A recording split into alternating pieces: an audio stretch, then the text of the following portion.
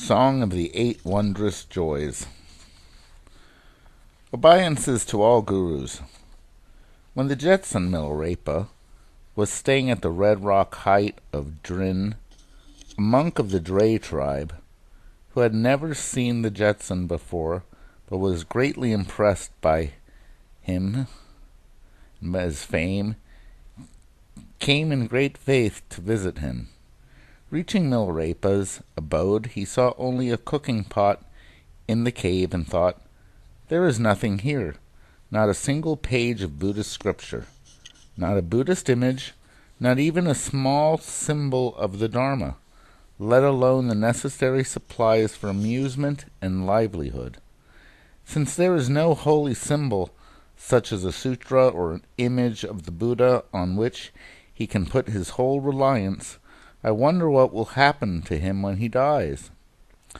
The Jetson knew his thought at once and said, "Venerable monk, you need not worry about that. I do have my holy scriptures, images, and reliance on the Dharma. I shall have no regret, but shall rejoice when I die. Now listen to my song. I bow down to all father gurus. My body is the holy mandala itself, wherein resides the Buddhas of all the times. With their blessings I am freed from all need and attachments. By day and night I offer to them. Happy am I to do without material things, knowing that all beings in the 6 realms are latent Buddhas, and all the 3 realms, the self-creating beyond measures palace. Wherever I do is a play of Dharmakaya. Wherever I am with is the patron deity. Wherever I stay is the Buddha's abode. With my great wisdom I clearly see them all. Happy am I to forego outside help and symbols. On the paper of the red and white forces I use the ink of wisdom, writing the words of the 5 senses. All forms then become the Dharmakaya. Happy am I without those foolish books. All sentient beings in samsara have thatness, but realize it not. Applying the profound instructions, I absorb myself in the samadhi of the 3-in-1 Trikaya. Oh, whatever death may come, I shall feel nothing but joy." The monk thought, it is indeed correct that he has telepathic power, and also proves that the other claims concerning him must be true. His faith irrevocably confirmed, he besought Milarepa with great earnestness to accept him as a disciple. Recognizing that this monk was well endowed, Milarepa gave him the initiation and verbal instruction, and then set him to meditate. After a time, he gained excellent experiences of blissfulness. One day he came to the Jetson with many disciples, were all gathered, and said, "In the past I had no experience of joy within. Therefore my craving for wealth and material things was very great. But you, the Jetson, who has no attachment whatsoever, have a great joy within you all the time. From now on I shall follow your way, meditating for the rest of my life in a hermitage, so that I may always be joyful too." Milarepa was exceedingly pleased. He replied, "This is very true. He who keeps to the hermitage will always be happy, and can even eventually become a good guide on the path of the Dharma." Whereupon Milarepa sang the 8 Wondrous Joys. I bow down to you, the King of Kings, the Buddhas, wish-fulfilling Nirmanakayas, the glowing torch that dispels the darkness of ignorance. To you, translator Marpa, I pay sincerest homage.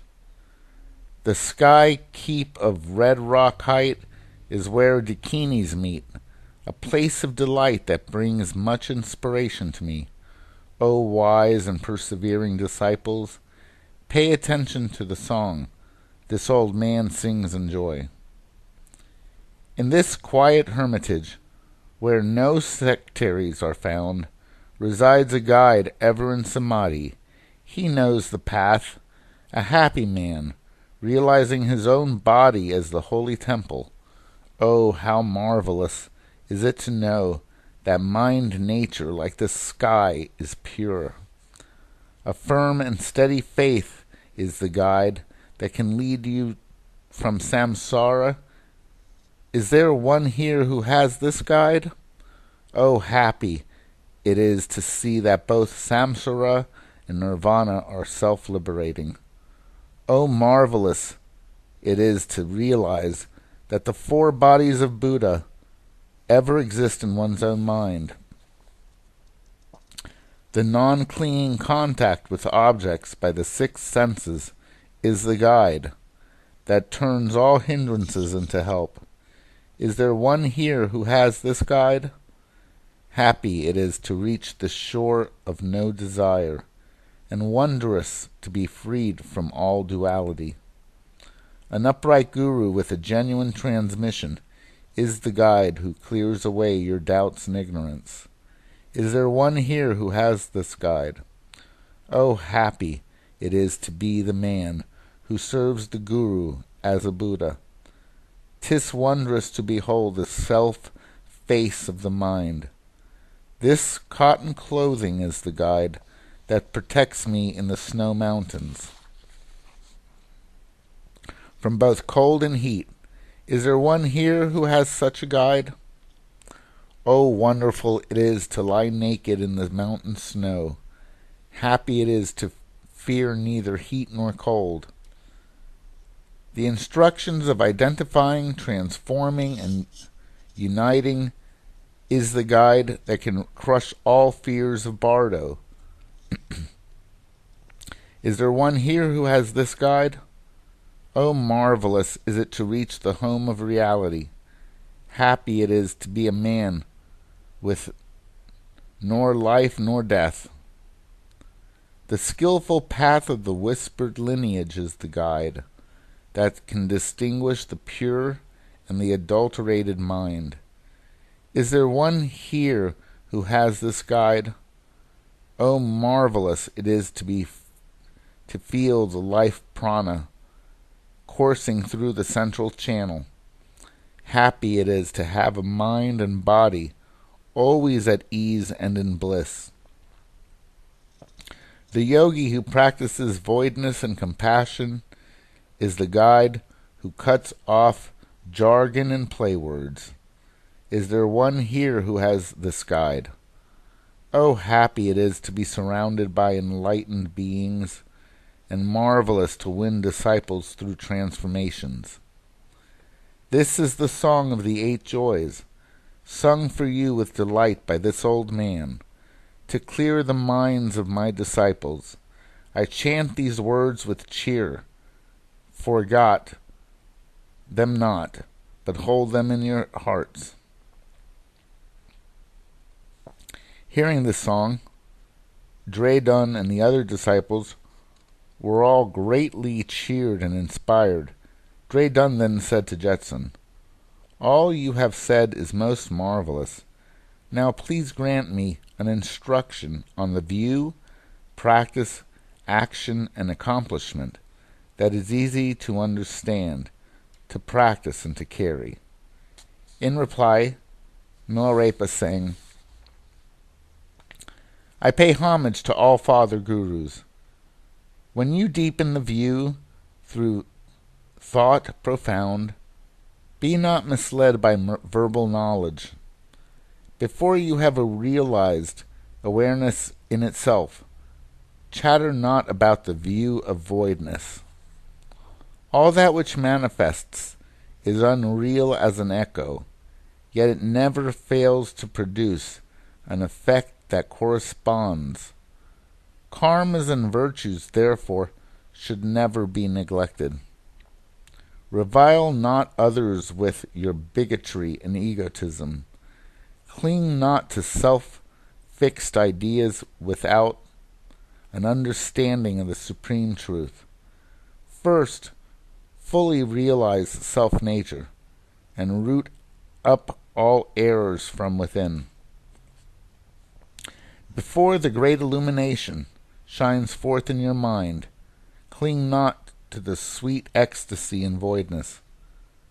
Though all things are void manifesting, never wallow in pleasures, nor expect your troubles to vanish without effort. Things in themselves are void, so never cling to voidness, lest you stray in formalization. When the tide of the mundane bliss, one's crude wandering thoughts subside, an ecstasy will then arise, but he who is attached to it will go astray. Before realization shines forth within, or one can bless all objects and appearances, before all five sense experiences turn into great bliss, or all delusory thoughts come to an end. Engage not in anomalous acts at will, lest you go astray in practicing the equal acts. In bringing into being the last accomplishment, one should not seek Buddhahood elsewhere. Before the essence of self-mind is clearly seen, beware of falling into hopes and fears. Should you disciples think your body to be Buddha's, never deem it to be the real Nirmanakaya. Should your wavering thoughts vanish in the Dharmakaya, never think of them as real entities. Now extinguish into naught. The great merits, acts, and pure lands are naturally manifestations of pure wisdom. Never should one regard them as real things in the outer world. Having heard this song, Dre Dunn gained a decisive understanding. For a long time he meditated in a hermitage and eventually gained superior experiences and merits. He was then known as Dre Dunn Drashi Bar and became one of the intimate sons of the Jetson, among the ranks of those senior Repas, such as Dungang Repa. This is the story of Dre Dunn